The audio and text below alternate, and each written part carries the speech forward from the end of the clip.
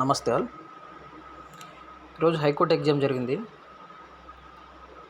కొన్ని షిఫ్ట్లు జరిగాయిగా, అందులో నుంచి చాలా వీడియోలు చూసిన తర్వాత ఈ లిస్టు తీసాను బయటికి.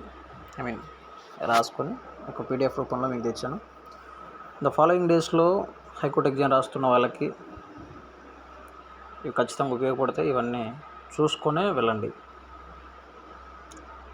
అన్ని వీడియోలు చెప్తున్నారు, వెళ్ళిపోతున్నారు తప్ప ఎవడో లిస్ట్ రాస్తే ఇవ్వలే. అది అందరికీ తెలుస్తుంది. అంతెందుకని నేనే కొంచెం డిఫరెంట్గా ఉంటుంది అన్ని లిస్ట్ రాశాను. స్క్రీన్ షాట్ తీసుకోండి, చూసుకుంటూ వెళ్ళిపోండి. వీటికి ఆన్సర్లు కూడా నేను మార్నింగ్ లోపు దీన్ని ప్రతి దానికి ఆన్సర్ ఇస్తాను. ఈ క్వశ్చన్లో చూడండి, ఓన్లీ జిఎస్ ఇది. ఇంగ్లీష్ ఎవడు క్లారిటీ చెప్పట్లేదు. యాంటోనిమ్స్ అంటాడు, సినానిమ్స్ అంటాడు, వన్ వర్డ్ సబ్స్టిట్యూషన్ అంటారు, కానీ ఏటి ఇచ్చారు, ఏటి అడిగాడు అనేది ఎవడు క్లారిటీ ఇవ్వట్లేదు. సో ప్రస్తుతానికి ఇవి క్లారిటీ వచ్చి ఇవి చూసుకొని వెళ్ళండి.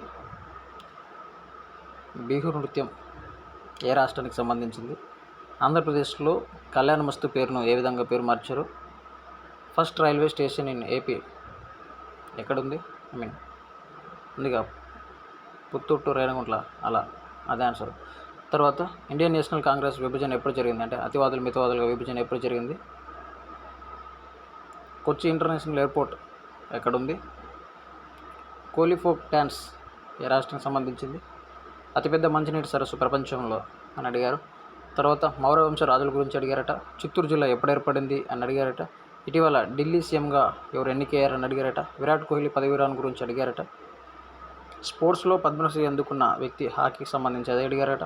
అనంతపురం జిల్లాలో ఎక్కువగా ఉన్న నీళ్ళలు ఎర్ర నీళ్ళు దీని గురించి అడిగారట. సహకార సంఘాలు అడిగారట. విదేశీ విద్య నిధి అడిగారట. సిక్కుల తిరుగుబాటు గురించి, అలాగే రాజ్యాంగంలో షెడ్యూల్ గురించి అడిగారట. నాడు నేడు ప్రోగ్రాం గురించి అడిగారట. సుప్రీంకోర్టు ప్రధాన న్యాయమూర్తులు ఏ రాష్ట్రం నుంచి తీసుకున్న ఆయన తొలగింపు విధానం గురించి అడిగారట. దేశాధ్యక్షుడి ఎన్నిక గురించి ఏ దేశం నుంచి తీసుకున్నాం అడిగారట. హ్యూమన్ డెవలప్మెంట్ ఇండెక్స్ గురించి అడిగారట. ఇవన్నీ ఇయర్స్ గుర్తుపెట్టుకోండి. తర్వాత వారు ఎవరు, దాని వెనక స్థాపించిన కారకుడు ఎవరు అని గుర్తుపెట్టుకోండి.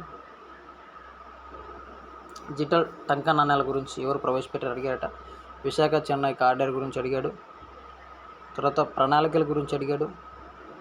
మానిటరీ పాలసీ గురించి అడిగాడు. ఇండస్ట్రియల్ కారిడార్ గురించి అడిగాడు. సస్టైనబుల్ డెవలప్మెంట్ గోల్స్ గురించి అడిగాడు. స్పేస్ టెక్నాలజీ గురించి అడిగాడు.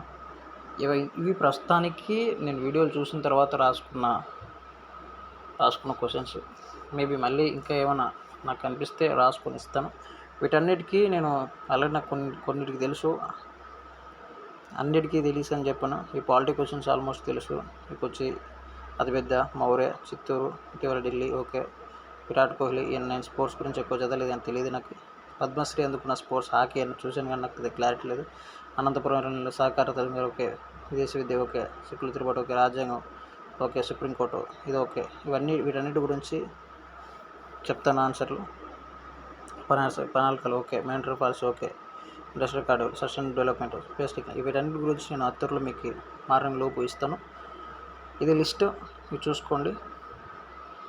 మళ్ళీ నెక్స్ట్ ఏమైనా వస్తే వాటి గురించి ఇస్తాను. రేపు మరునాడు ఎగ్జామ్స్ ఉన్నాయి. ఫాలోయింగ్ డేస్లో అన్నిటికీ నేను ఇస్తూ ఉంటాను. ఇవన్నీ ఎగ్జామ్కి రేపు వెళ్ళే వాళ్ళు ఇది కవర్ చేసుకోండి. Okay, bye, good night.